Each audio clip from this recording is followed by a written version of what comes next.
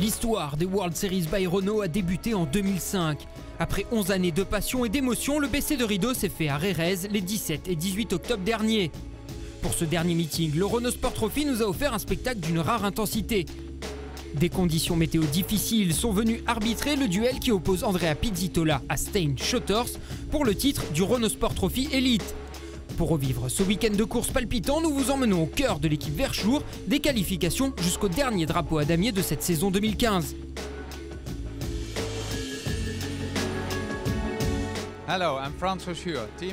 Salut, je suis Franz Verschoor, propriétaire de l'équipe Verschoor. Nous essayons d'obtenir le titre ce week-end. Suivez-nous pour savoir si on y parviendra ou pas.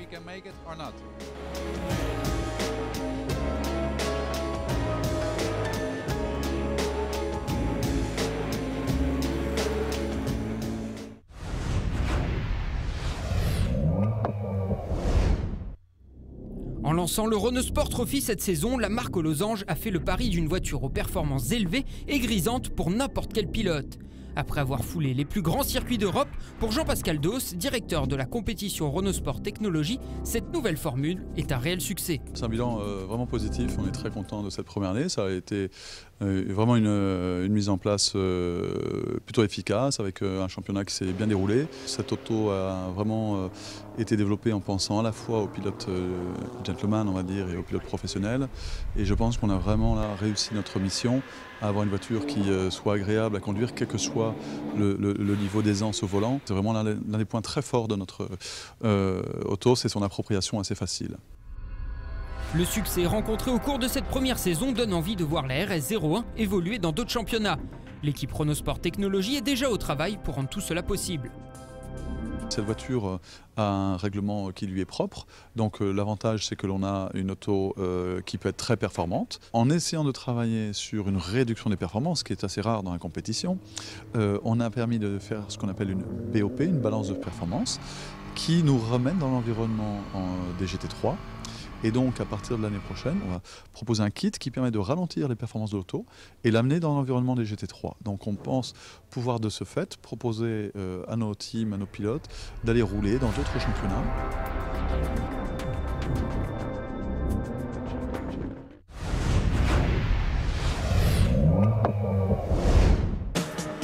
Pour ce dernier rendez-vous de la saison 2015, nous partons à la rencontre d'une équipe historique des World Series by Renault et même de la compétition en circuit. Vainqueur du LMP2 aux 24 heures du Mans en 2008, l'équipe Verschoor est toujours aux mains de son créateur, Franz Verschoor.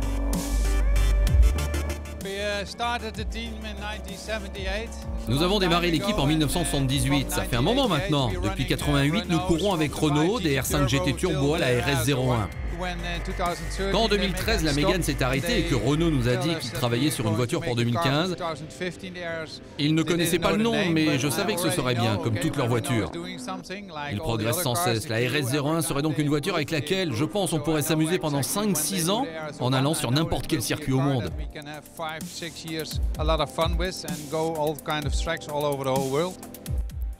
L'histoire entre Verschoor et la marque française se poursuit hors des World Series by Renault avec l'engagement en 2016 aux 24 heures de Dubaï.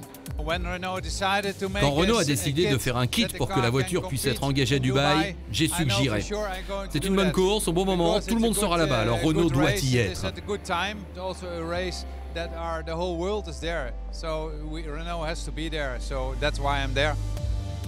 Cette saison, l'équipe élite est composée d'un pilote portugais, Miguel Ramos, et du jeune hollandais Stein Shotters.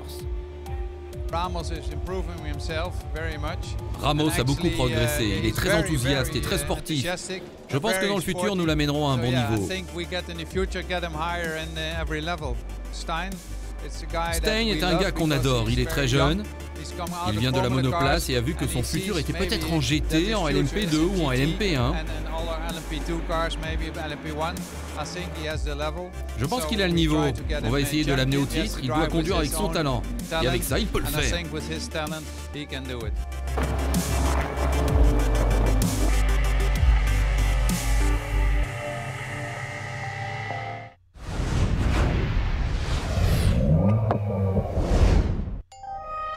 Comme dans toute compétition automobile, Renault Sport soumet les équipes à des vérifications techniques en début de meeting et après chaque course pour assurer l'équité au sein du Renault Sport Trophy.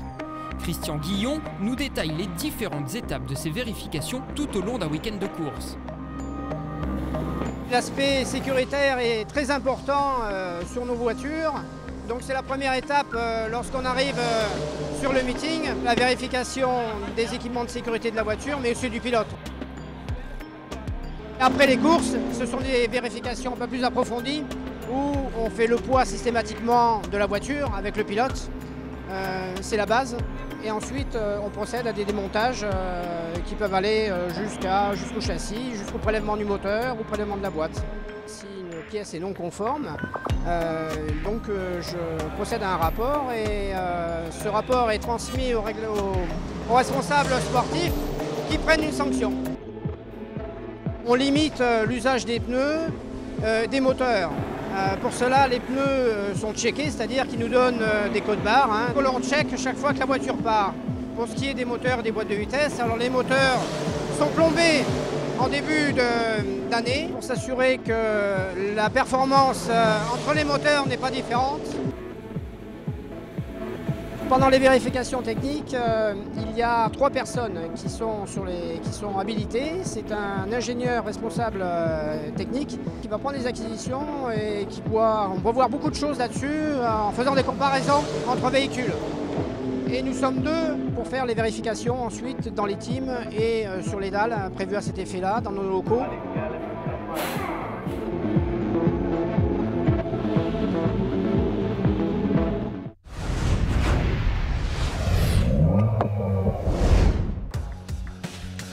À la veille des 2 dernières courses de la saison à Jerez, la bataille pour le titre élite atteint des sommets. Stein Schothorst de l'équipe Verschoor mène la danse de 8 points devant le pilote Art Junior Team Andrea Pizzitola. Le Français a fait preuve de régularité toute l'année. Le Néerlandais, lui, a commencé très fort avec 3 victoires d'affilée, puis a alterné entre abandon et podium. Qui des deux sera le premier lauréat du Renault Sport Trophy Elite? Rencontre avec Andrea Pizzitola et Stein Schothorst.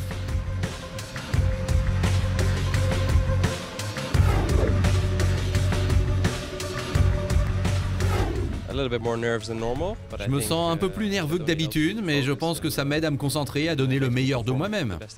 Je ressens plus de tension, oui, je sais que je dois gagner, j'y pense de plus en plus, mais en arrivant à la course, pour être honnête, c'est comme n'importe quel autre meeting. Je dois faire le boulot, de bonnes qualifs, de bonnes courses, et pour le moment, tout se passe bien.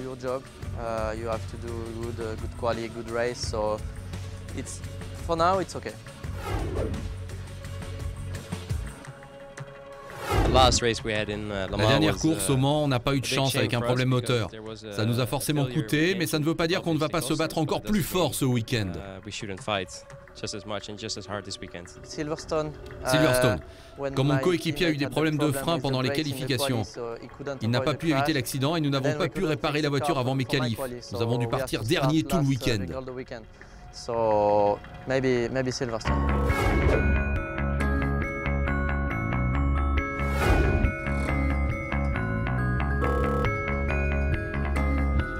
Je n'ai pas de points faibles. J'en sais rien, pas de points faibles, que des points forts. Peut-être que parfois je vais en faire trop, ça peut me coûter cher.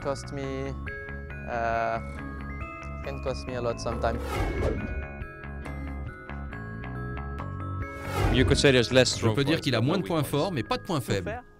Il est trop fair-play.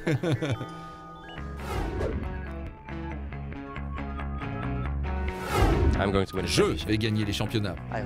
J'aimerais, je vais... Ah, on ne sait jamais. Mais je veux gagner le championnat.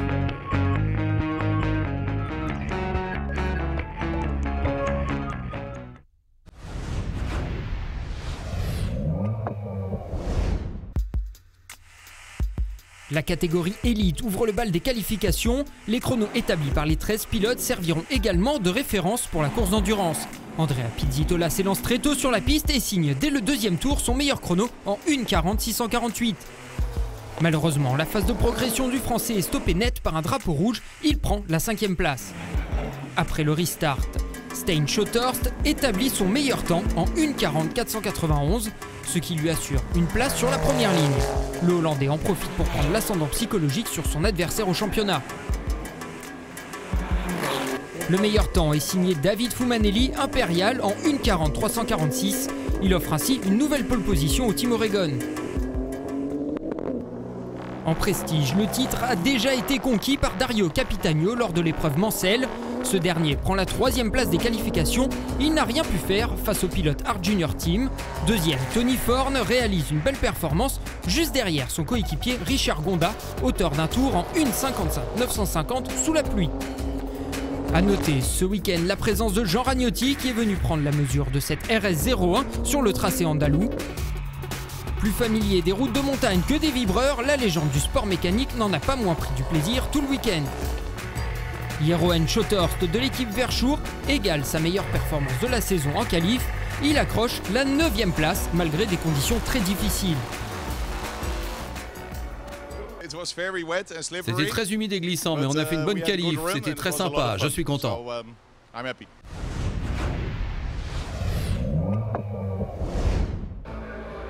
Pour la course d'endurance, la météo reste plus qu'incertaine à quelques minutes du départ.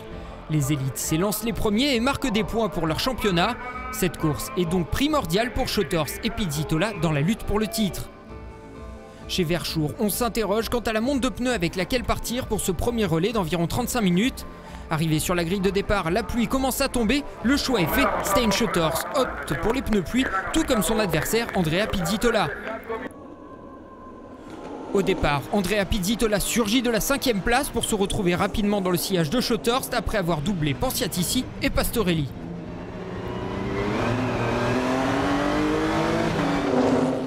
Jusqu'ici, Fumanelli parvient à conserver son leadership. Mais pas pour longtemps. Au terme du premier tour, le Français du Art Junior Team s'engouffre dans la brèche. Double Schothorst et Fumanelli au freinage du bout de la ligne droite. Il récupère ainsi la tête de la course. Stein Schothorst limite et double Fumanelli. Pizzitola Schothorst, la bataille est lancée aux avant-postes. Derrière, Donche entame une belle remontée. Arrivé au niveau de David Fumanelli pour le gain de la 3e place, le Hollandais plonge à l'intérieur. Fumanelli ferme la porte mais il est trop tard. Le pilote Oregon finit sa course dans le bac à gravier. Il termine 8e. Les pilotes évoluent maintenant sur une piste séchante avec des pneus pluie qui se dégradent rapidement, mais cela n'empêche pas le leader de creuser un bel écart sur Schothorst. La fenêtre des changements de pilote est ouverte, Pizzitola rentre au stand et engrange ainsi les 25 points de la victoire, laissant le volant à Richard Gonda. C'est au tour de Stein Schothorst de prendre la voie des stands, mais pas de changement de pilote pour la voiture numéro 10 qui rentre directement dans le box. Est-ce que la voiture est OK pour demain? Ouais, aucun souci avec la voiture. On a juste décidé de la préserver parce que dans le championnat endurance, on ne joue plus rien. Il n'y a rien à gagner après l'arrivée virtuelle d'aujourd'hui. Nous ne voulons prendre aucun risque pour la course de demain. Il ne reste alors plus qu'une voiture de l'équipe Verschoor en course, celle de Ramos Coimbra. Miguel Ramos laisse le volant à son équipier en 10e position. L'équipe en profite pour repartir en pneus slick. Il était temps. Ça a commencé à sécher, les pneus arrière n'en pouvaient plus. C'était comme du rallye, mais ça va, c'était plutôt marrant. Pendant quelques tours sous régime de safety car, suite à la sortie de Tony Forne, le restart permet à Capitano de se replacer dans la course au podium. Il accroche finalement la 2e place. Derrière lui, on retrouve Nicolo Naglio sur l'Oregon numéro 6. La course est stoppée suite à la sortie de Hellmeister qui engendre un drapeau rouge. Richard Gonda n'a pas tremblé sur cette course, il s'impose et offre un beau succès au Art Junior Team. Sur le podium de cette dernière course d'endurance de la saison, on retrouve les 3 premiers équipages du championnat. Derrière Pizzitola Gonda, c'est Fumanelli Capitano qui devance l'autre équipage Oregon, Bacchetta Naglio.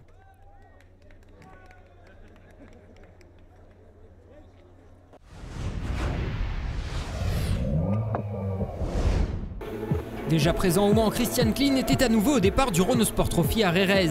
Intégré à l'équipe Zelle Racing, l'Autrichien aux 49 départs en Grand Prix ne cache pas son enthousiasme quant aux performances de la RS01. La RS01 est vraiment une super voiture à conduire. C'est typiquement une voiture entre proto et GT. Il y a beaucoup d'appui, de très bons freins carbone et elle est très rapide.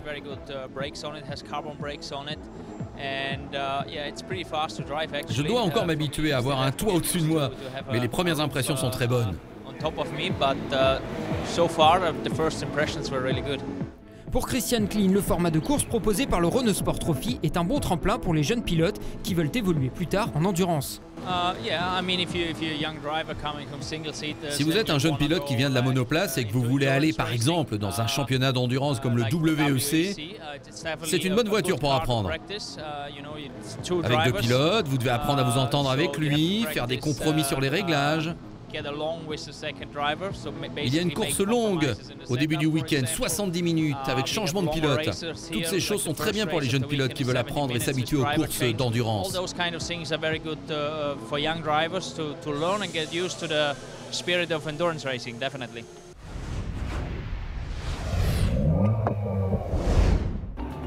Dimanche matin, la course sprint Prestige lance les hostilités. La météo est capricieuse, mais tous les pilotes ont à cœur de bien figurer pour leur dernière sortie de la saison. Dans l'équipe Verschoor, le mieux placé sur la grille, c'est Antonio Coimbra qui s'élance de la 6e place. On dirait que la météo s'améliore un peu. On va voir comment c'est pendant la course. Pour le moment, la piste est humide mais praticable. On devrait avoir une belle course. La première ligne est occupée par Richard Gonda et Tony Forn. Derrière eux, on retrouve Dario Capitagno et Nicolo Naglio. Le départ se déroule sans encombre pour le duo Hart. C'est Tony Forn qui récupère le leadership.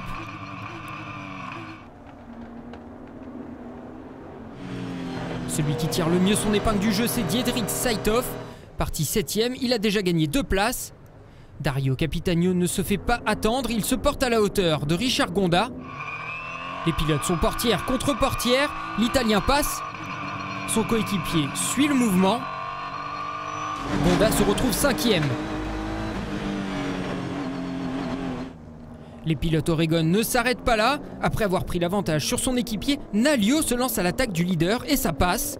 La RS 01 numéro 6 prend la tête de la course, Capitagno limite quelques tours plus tard. Parti 8e, Christophe Van Gruningen remonte 1-1 ses adversaires et occupe la 3e place provisoire. Après avoir fait un tête-à-queue, Richard Gonda réalise une superbe course.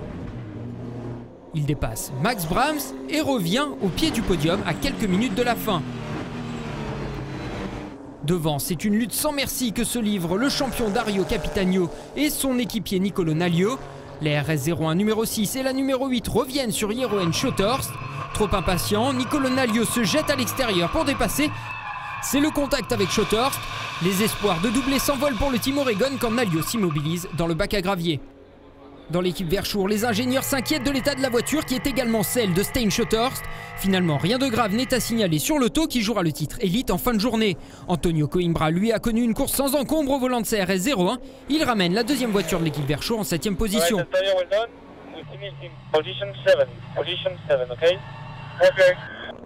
Dario Capitagno conclut sa saison avec panache en s'imposant sur le tracé espagnol devant un surprenant Christophe Van Gruningen et Richard Gonda.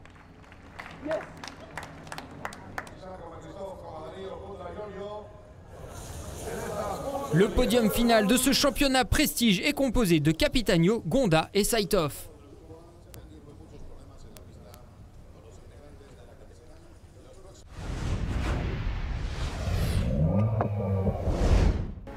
À ce stade de la compétition, 25 minutes plus un tour séparent Stein Schothorst et Andrea Pizzitola d'un titre élite en Renault Sport Trophy. Pas besoin de savants calculs pour les deux pilotes, ils sont séparés de seulement 2 points après avoir retiré leur plus mauvais résultat de la saison. L'avantage est à Stein Schothorst.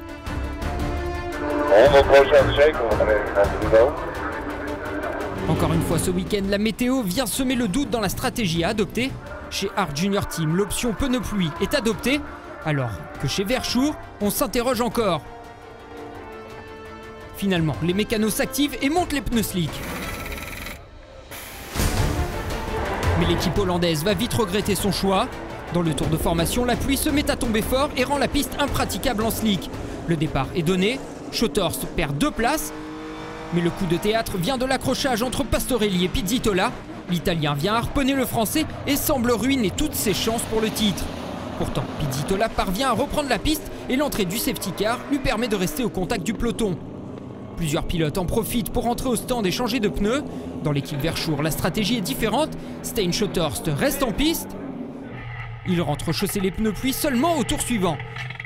Contraint par le règlement à s'arrêter un minimum de temps pour changer ses pneumatiques, le Hollandais reprend la piste en queue de peloton.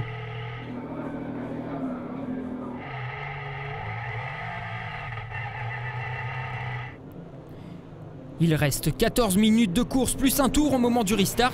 Pizzitola est devant Schothorst au classement. Le Français surgit du bout de la ligne droite. Mais attention, il double Miguel Ramos avant d'avoir coupé la ligne. Malgré les risques de pénalité, il ne coupe pas son effort et remonte jusqu'à la 2e place.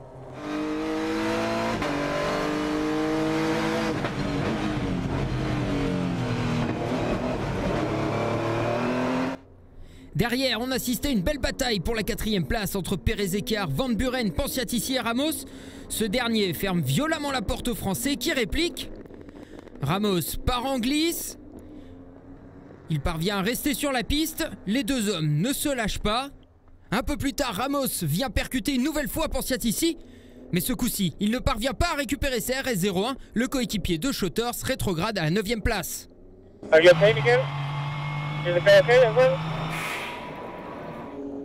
Solide leader depuis le début de course, Indy Dontje fait cavalier seul aux avant-postes.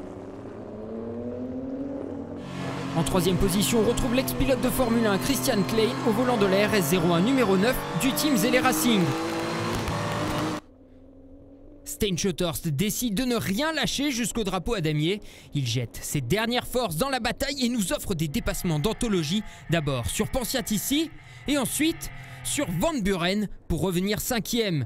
Chez Verschoor, tout le monde retient son souffle. On s'accorde encore une lueur d'espoir pour le titre, mais les efforts du jeune pilote seront vains. Au moment de franchir la ligne d'arrivée, une pénalité de 25 secondes tombe pour Andrea Pizzitola, le sanctionnant pour son dépassement avant la ligne lors du restart de la course. Il pointe donc à la 3e place avec seulement 2 secondes d'avance sur Stijn Schothorst. Grâce à ce podium, le jeune Français issu de la monoplace s'offre le titre élite du Renault Sport Trophy 2015. C'est un podium inédit auquel on assiste pour ce dernier meeting, avec Indy Dontje sur la plus haute marche du podium, suivi par Christian Klein et Andrea Pizzitola. Au championnat, le Français Pizzitola s'impose devant Stijn Schothorst pour 2 points seulement. David Fumanelli complète le podium. Plus ce jour arrivait, plus cette course arrivait, plus les heures passaient et moi j'y croyais, quoi. Je me dis c'est pas possible, c'est un rêve et en fait si, il faut y croire jusqu'au bout. Jusqu'au bout, on l'a vu là aujourd'hui avec la course qu'on a vue et ouais, c'est vraiment super, je peux pas être plus content. La cérémonie de clôture a eu lieu dans la foulée à Jerez de la Frontera. Les pilotes ont reçu leur trophée de la saison. Andrea Pizzitola, lui, a reçu par la même occasion, des mains du président de chez Nismo, Soichi Miyatani, une combinaison aux couleurs de la firme japonaise. Une récompense qui offre aux Français l'occasion de participer à une séance d'essai officielle au Japon au volant d'une Super GT. Pour connaître les successeurs de Dario Capitagno et Andrea Pizzitola, rendez-vous en 2016 pour une nouvelle saison de Renault Sport Trophy.